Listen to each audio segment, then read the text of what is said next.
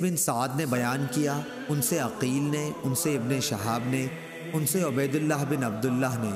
ان سے ابن عباس نے اور ان سے عمر بن خطاب رضی اللہ عنہ نے فرمایا کہ جب عبداللہ بن ابی ابن سلول مرا تو رسول اللہ صلی اللہ علیہ وسلم سے اس پر نماز جنازہ کے لیے کہا گیا۔ نبی کریم صلی اللہ علیہ وسلم جب اس ارادے سے کھڑے ہوئے تو میں نے آپ کی طرف بڑھ کر عرض کیا، یا رسول اللہ صلی اللہ علیہ وسلم، آپ ابن ابی کی نماز جنازہ پڑھاتے ہیں،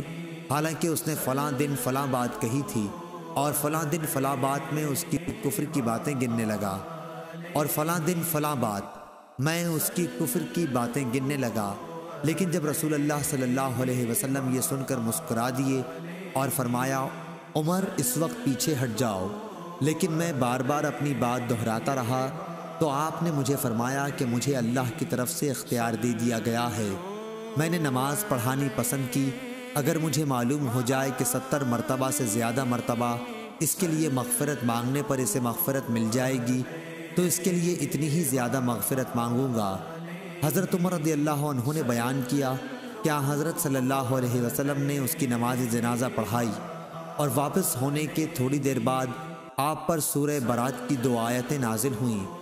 کسی بھی منافق کی موت پر اس کی نماز جنازہ آپ ہرگز نہ پڑھائیے، آیت وہم فاسقون تک،